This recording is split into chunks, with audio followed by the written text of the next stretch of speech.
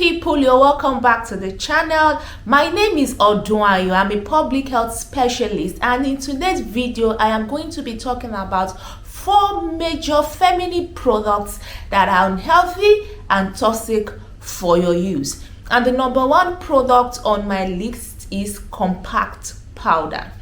Compact powder. Now, compact powder is not a bad thing to use. A lot of us use compact powder. I use compact powder, but there is a particular ingredient in compact powder that is called talc, which you say talcum powder and all. So a compact powder that has talc in it is usually called probably talcum powder. Now, talc itself, it's not unhealthy, and you find talc in your eyeshadow, you find it in some beauty creams, you find it in maybe your blush, your foundation. It's not just only in your compact powder, but mostly you're going to find it in your compact powder. And the reason why talc is used is because talc is highly absorbable. It is able to absorb oil, so that is why when you use it, it could stay for so long. It will allow your makeup or your powder to stay on for so long before it starts getting cakey.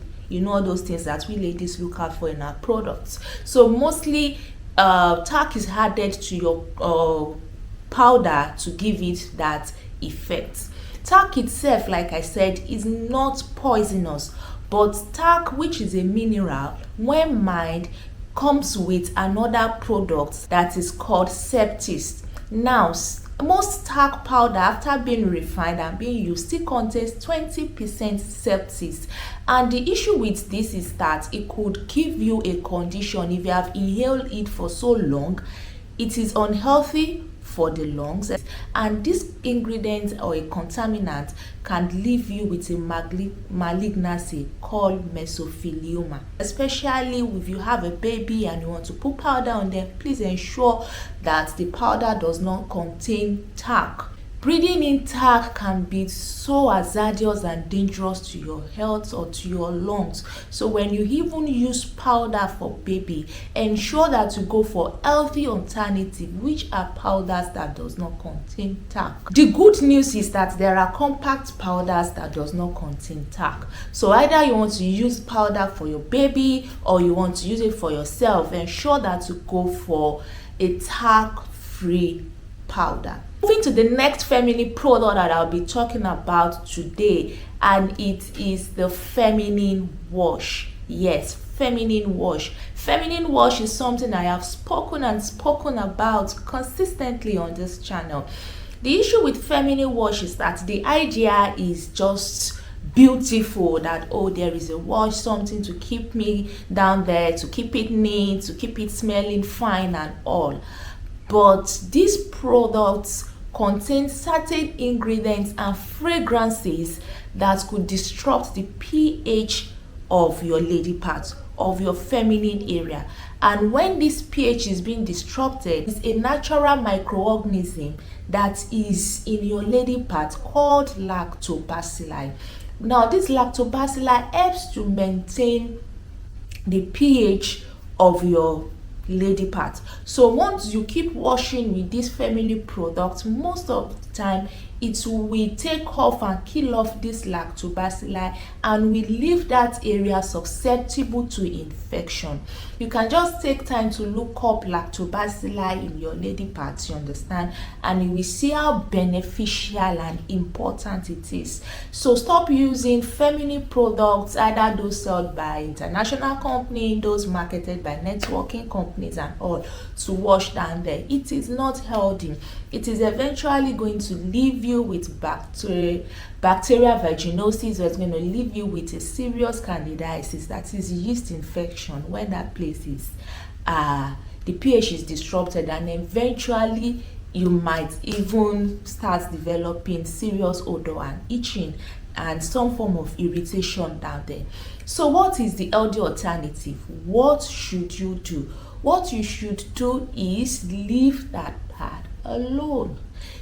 Your lady part is self-cleaning. God has designed it, or the body cleans itself. You would see some form of normal discharge that comes out. That is what helps to clean that part of the body, because it is essential that that part is what is clean. So naturally the body will eliminate any form of thing that is not right. And if you feel that you have some form of odor or itching or something that you find strange or awful, I would advise that to speak to a healthcare professional or seek proper medical attention to get proper treatment, instead of just buying products to just keep washing and complicating your issue.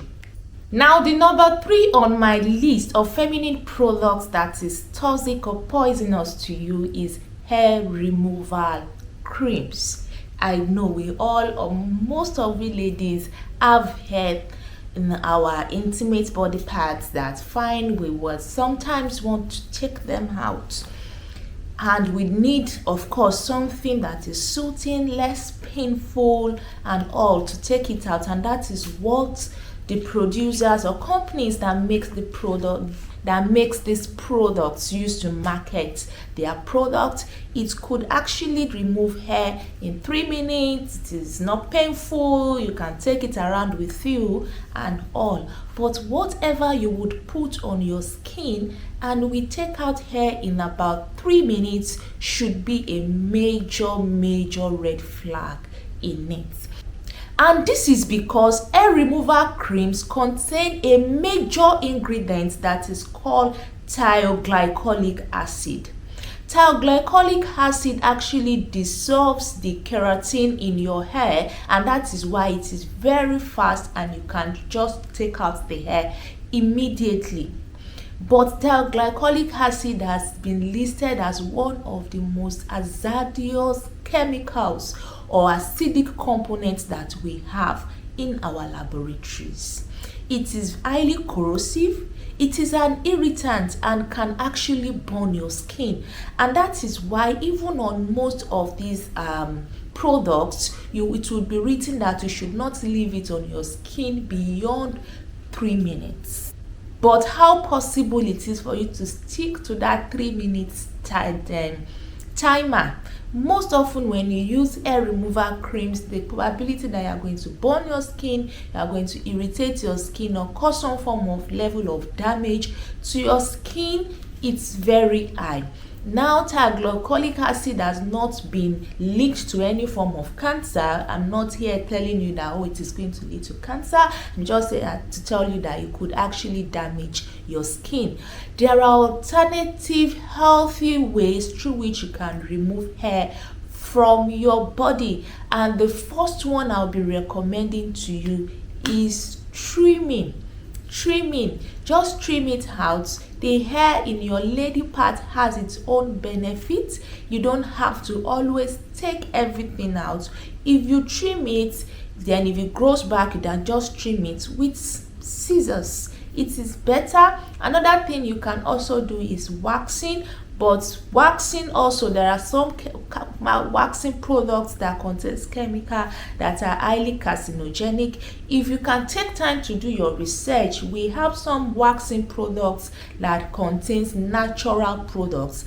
Then you can use those ones. Don't use chemicals or wax that contains a lot of chemical. We have sugar waxes that you can even make at home with sugar and honey and all. You can actually do those kind of waxing, although they are painful, but they are safer than using hair removal creams that contains thioglycolic acid.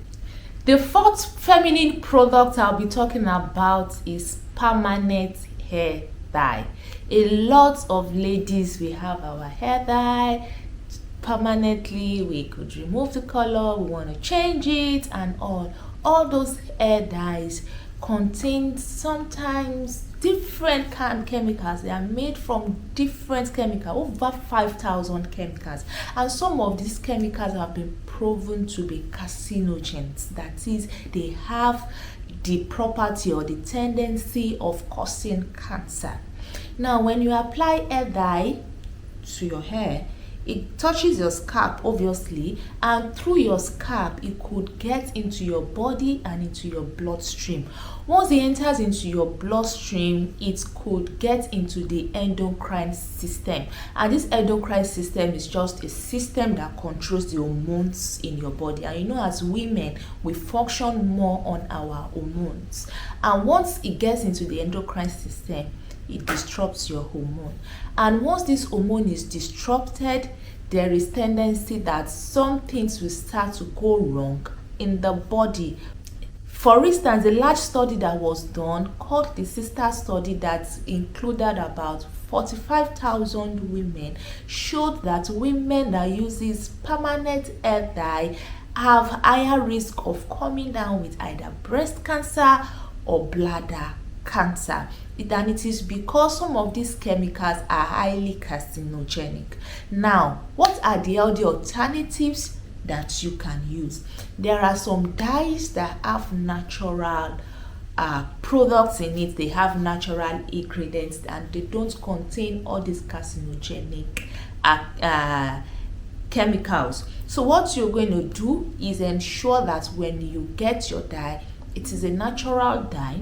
Most likely, natural dyes will not dye your hair permanently. You can just use it to color your hair for specific occasions and all. An alternative, you can just make do with your good hair color, natural hair color, and ensure that you don't just keep adding chemicals that you cannot even pronounce their names to your scalp. So thank you for watching this video. If you have watched this video so far to this point, I would please encourage you to give this video a thumbs up, like the video, and that is how you can make this video get to those people that need to see it, and also encourage me because it's going to boost my channel. And also, if this information or videos like this is what you like, I would like you to click on the subscribe button, click on the notification bell so that you get notified when we post new videos like this on here. Thank you for watching today's video, and please do make sure that you take very good care of yourself. See you some other time, and bye bye.